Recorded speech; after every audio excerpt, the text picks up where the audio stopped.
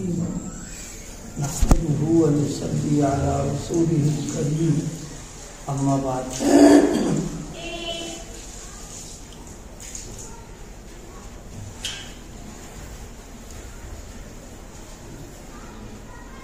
ہر انسان کے ذمے 3 حق ہیں. جو بھی یہاں رہتا سہتا ہے جب تک وہ ہے تو اس کے ذمے 3 قسم کے حق رہتے ہیں. سب سے پہلا ایک حق تو اپنا ہے، یعنی اپنے جسم کا حق ہے اس کے ذمے. دوسرا اللہ کے بندے ہیں، لہذا اللہ کا بھی حق ہے ہمارے ذمے. اور تیسرا حق ہے دوسروں کا، جن کے ساتھ ہم رہتے سہتے ہیں، تعلقات ہیں، رشتے ہیں، خونی رشتہ داریاں ہیں، ان کے ہمارے ذمے حقوق ہیں. تو 3 حق ہیں، اپنا بھی حق ہے، اللہ کا بھی حق ہے، اور بندوں کا حق ہے. بندوں کے حقوق میں سب آ گئے. یہ 3 حق ہیں ہر ایک کے ذمے. اور حقوق کا معاملہ سب سے اہم بھی ہے اور مشکل بھی ہے. اگر مان لیجیے کسی کی حق تلفی ہو گئی، حق میں کمی ہو گئی، تو اب یہ نہیں کہ وہ معاملہ ختم ہو گیا. نہیں، اگر کسی کا ہمارے ذمے حق ہے، ہم نے کسی کا حق مار لیا یا کسی کا حق ضائع ہو گیا، تو اللہ تعالیٰ کی عدالت میں پھر سارے معاملات پیش ہوں گے، طے ہوں گے، اور حقوق کی ادائیگی وہاں کرنا پڑے گی. بخاری شریف کی ایک روایت یاد آ گئی. حضرت نبی کریم صلی اللہ علیہ وسلم نے فرمایا، دیکھو کسی کے ذمے اگر کسی کا کوئی حق ہے تو فرمایا اسی زندگی میں اس کو پورا کر دیں، ورنہ آخرت میں صرف اعمال ہوں گے اور تو کچھ ہوگا نہیں. اور وہ اعمال ہمارے اپنے کام کے. ارے بھائی، آدمی کمائی کرتا اپنے لیے کر رہا ہے کہ یہ اعمال تو ہم نے اپنے لیے کمائے. اگر کسی کا حق ہمارے ذمہ رہ گیا تو وہاں دینا پڑے گا، اور ادائیگی اعمال سے ہوگی. اب اعمال سے جب ادائیگی ہوگی تو ہم تو خالی ہاتھ ہو جائیں گے بالکل، کہ ہمارا کیا بنے گا. تو اس لیے اپنے اعمال کی اگر حفاظت کرنا ہے، اعمال کو بچانا ہے، اور آخرت میں وہ اعمال کام آ جائیں. دیکھیے ایک بات یہاں ذہن میں رہے، ایمان سے نجات ملے گی، اعمال سے درجات بلند ہوں گے. لیکن اس درجے میں پہنچیں گے ہم کہاں پہنچیں گے؟ یہ اعمال پر ہے. اب وہ عمل ہم نے دوسرے کو دے دیا، دوسرے کو چلے کھاتے میں، تو کیا رہ گیا ہمارے پاس؟ تو اس لیے اعمال کے سلسلے میں آدمی کو فکر کرنا. اولاً تو اعمال کی توفیق ہم کو کم مل پاتی ہے، پھر وہ عمل اللہ کو بھی پسند ہے وہ بھی بہت کم ہمارے پاس ہے، اور دوسرے کے کھاتے میں چلے جائیں تو ہم سے کا پہلے تو کوئی ہو ہی نہیں سکتا ہے. اس لیے آپ نے توجہ دلائی کہ اس زندگی میں ہی اس کو ادا کرو. ہم اور آپ جس دور سے گزر رہے ہیں اس میں ہر آدمی اپنا حق کے لینے کی کوشش تو کر رہا ہے، لیکن دوسرے کے حق ادا کرنے کی کوشش نہیں. یعنی جس کو کہہ سکتے ہیں حقوق شکنی کا دور ہے. یعنی ہر آدمی بس اسی فکر پہ ہے کہ میرے ذمے کسی کا گئے ہے تو وہ تو دینا ہونا کوئی مسئلہ نہیں، میرا مل جائے اس سے. ظاہر ہے اس طریقے کا ماحول اگر رہے گا تو اب اس میں آپس میں تلخیاں، کڑواہٹ، آپس میں دشمنیاں، ایک دوسرے سے نفرتیں پیدا ہو جاتی ہیں اس میں. اس لیے حقوق کی ادائیگی کا معاملہ بہت ہے. حق ادا کریں. اگر کسی کا حق میرے ذمے ہے، چاہے جان بوجھ کر کے آیا ہے، تو اس کو ادا جب تک کر نہیں دیں گے اس وقت تک بات بنے گی نہیں. وہ کیونکہ سارا ریکارڈ تو موجود ہے ہمارا کس کا حق میرے ذمے آ رہا ہے. حضرت والا نور اللہ مرقدہ کا ملفوظ ہے، فرمائے دوسرے کا حق لے نہیں، دوسرے کا حق مارے نہیں. اگر کسی نے کسی کا حق لے لیا تو حکم ہے کہ اس کا حق اس کو واپس کرو. اکثر دیکھا جائے یعنی ہم سب اس میں شامل دیکھا جائے. کوئی آدمی جب ملتا ہے، چونکہ ہم لوگوں سے لوگ اکثر وابستہ ہے، ملتے ہیں تو دوسروں کی شکایت کریں گے کہ فلاں نے میرے ساتھ یہ کیا، اس نے ایسا کیا، اس نے ایسا کیا، لیکن یہ کبھی نہیں کہیں گے کہ ہم نے اس کے ساتھ کیا کیا. حالانکہ جب دوسرے کی ہم شکایت کر رہے ہیں تو تھوڑا سا اپنے لیے ایک لمحے کے لیے سوچ لیں کہ ہمارا برتاؤ اس کے ساتھ کیا ہے، ہمارا سلوک کیا ہے. اس لیے حضرت شیخ قطب عالم مولانا زکریا علیہ الرحمٰن نے ایک نصیحت فرمایا دوسروں کے حقوق تو ادا کرو اور اپنا حق اللہ سے مانگتے رہو. اگر ہم دوسروں کے حقوق کی ادائیگی کی فکر کریں گے تو اللہ تعالیٰ غیر سے ہمارے جن پر حقوق ان کے دل میں ڈالے گا اس کا حق ادا کرو تو اللہ ہماری ادائیگی کی شکل پیدا کروا دے گا. اور اگر بالفرض یہاں نہیں ہو رہا مان لیے کچھ ہمارے حقوق کا تو کم سے کم دوسروں سے تو ہم صاف ستھرا رہیں گے کہ ہمارے پاس ہماری کمائی وہاں کی ہے وہ ضائع نہیں ہونے پائے گی ہماری. اس لیے دوسروں کے حقوق کی ادائیگی کی فکر کرنا. حقوق کی بڑی لمبی فہرست ہے، ہم 2-4 جانتے. حقوق بہت زیادہ ہے، جانوروں تک کے حقوق ہیں. اگر ہم نے کسی جانور کو پالا ہے تو اس کا بھی حق ہمارے ذمہ میں ہے کہ اس کو ہم ادا کریں. اگر نہیں ادا کر رہے ہیں تو پھر یہ بھی مصیبت کا باعث بنے گا ہمارے لیے. حدیث میں ایک خاتون نے بلی پالی تھی، کوئی جانور ہے اس کا حق ہے. اب اس سے بے فکری یہ کہ نہ اس کے کھانے کا نہ اس کے پینے کا کوئی انتظام ہی نہیں، بھوکی رہتی تھی، چھوڑتی بھی نہیں تھی کہ جا کر کے خود جیسے بلی شکار کر کے پیٹ کو بھی نہیں کر پاتی تھی.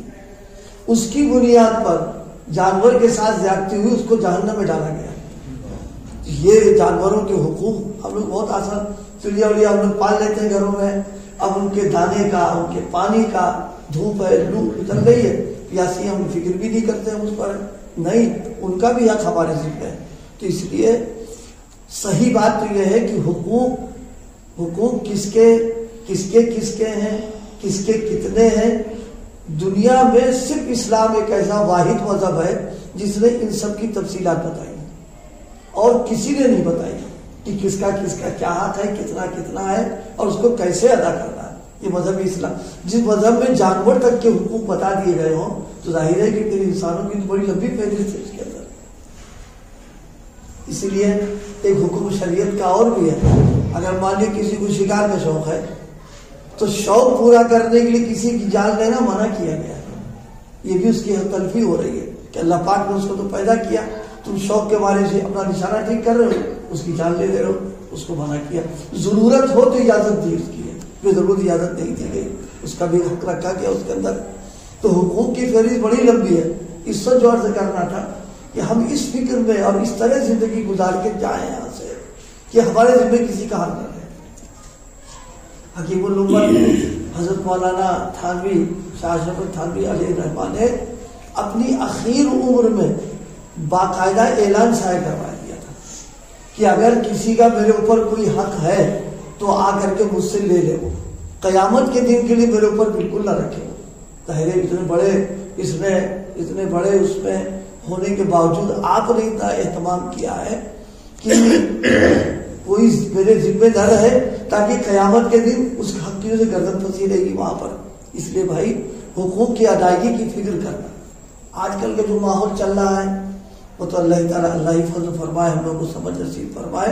حق تلفی عام ہے، بالکل کوئی نہ توجہ ہے نہ کوئی فکر ہے، بس اپنا مفاد اپنا فائدہ کسی طرح سے ہو، دوسرے کا کچھ ہو، ہمیں کوئی توجہ نہیں رہتی. ایک واقعہ اس میں لکھا ہے، وقت ہو گیا تھوڑا سا مختصر ہو جائے. فرمائیں کہ اگر واپس نہیں کرتے تو پھر ہمارے یہاں مقبول نہیں ہو سکتے. یعنی اللہ تعالیٰ کی یہاں قبولیت، اللہ کی محبوبیت اور اللہ کی طرف سے رحمتیں برکتیں فرمائے کچھ نہیں. اس لیے کہ ہم تلفی کرنا ظلم ہے اور ظالم کے ساتھ اللہ کی مدد نہیں ہوتی، ظالم مظلوم کے ساتھ اللہ کی مدد آتی ہے. اس بنا پر حقوق کے سلسلے میں فرمائیں کہ نہیں. لاہور میں منشی محمد علی صاحب تھے، انہوں نے حضرت تھانوی کی خدمت میں خط لکھا کہ میں نے آپ کا واعظ پڑھا، اس سے معلوم ہوا کہ کوئی کسی سے رشوت لیتا ہے اور وہ اس کو واپس نہ کرے اور اس کی معافی نہ کرائے تو اس کی نیکیاں سب چھن جائیں گی. آج کے جو ماحول ہے سب جانتے ہیں اس میں کیا ہوتا ہے. دیکھیے دو چیزیں ہیں اس میں، ایک ہے رشوت کا لینا، ایک ہے رشوت کا دینا. دینے کے سلسلے میں مجبوری کے حالات اگر آ جائیں گے، کام نہیں بن پا رہا تو صورت میں شریعت نے گنجائش دی ہے اس کو کہ پورے کام کے لیے خاص طور سے کوئی ایسا ہو کہ اس کے بغیر ہمارا ضرورت پوری نہیں ہو پا رہی ہے، اس کی تو اس کو اجازت دی ہے. بڑے حضرت سمجھانے کے لیے کہا کرتے تھے کہ ناشتے دان میں بوٹی لے کے جا رہا، اب کتا پیچھے لگ گیا، نہیں دیں گے تو وہ پیر کی بوٹی دے چلے گا. تو فرمائے کیا کرو گے، پیر رچواؤ گے یا وہ دے دو گے؟ فرمائے یہی حال رشوت کے معاملے میں ہے، یا تو کام رکے اور نہیں دے رہے تو مجبوری میں کرنے کی اجازت دے دی. لینے کی کوئی گنجائش نہیں، لینے کی کوئی گنجائش اس کے اندر نہیں. بہرحال وہ بھی تلفی ہے. دیکھیے جو کام ہمارے ذمے ضروری ہے اس پر کچھ لے لینا، یعنی اپنی تنخواہ کے اوپر کر لینا، وہ سب اسی میں آتا ہے. فرمایا کہ اس کی نیکیاں چھن جائیں گی جن سے رشوت لی ہے اور ان کو مل جائیں گی. کہہ رہے ہیں جب سے میں نے یہ مضمون پڑھا اس وقت سے مجھے بہت پریشانی ہو رہی، کیونکہ میں سرکاری ملازم ہوں اور یہ معاملات ہوتے ہیں، میں کیا کروں، اس کی تلافی کیسے کروں. مولانا نے جواب میں لکھا کتنی رشوت لی اور کتنی جائیداد ہے تمہاری. انہوں نے لکھا 6000 رشوت لی. بہت سستے زمانے کی بات ہے، وہ تو اب تو صدی پوری ہو رہی ہو جب کی بات تھی وہ. حافظہ فرمایا کہ جائیداد کتنی 7000 کی ہے. مولانا نے فرمایا جائیداد فروخت کرو اور جن سے رشوت لی ہے ان کی رقم لے جا کر واپس کرو. یہاں ایک بات اور ذہن میں رہے، اس کمائی سے جو پیٹ پالا ہے ہم نے، وہ سب حرام مال سے کی غذا سے جسم پرورش پایا، وہ بہت خطرناک چیز ہے. اور پھر اگر اسی حرام مال سے مکان اور یہ سب بنا کر کے چلے گئے تو یہ متعدی گناہ ہوگا. اس لیے کہ سب اولادیں اسی سے فائدہ اٹھا رہی، سب کر رہی ہیں، وہ سب کر کے جا رہا اس کو. ہم لوگ اس کو توجہ نہیں کر پاتے. کتنا خطرناک مسئلہ ہے کہ ذرا سے فائدے کی خاطر کی حرکت کر بیٹھے، وہ سب ہو گیا سارا معاملہ اس پر. جائیداد فروخت کرو اور جن سے رشوت لی ہے ان کی رقم لے جا کر واپس کرو، اور اگر اس کا انتقال ہو گیا تو اس کے ورثہ کو معلوم کر کے ان کو پہنچاؤ.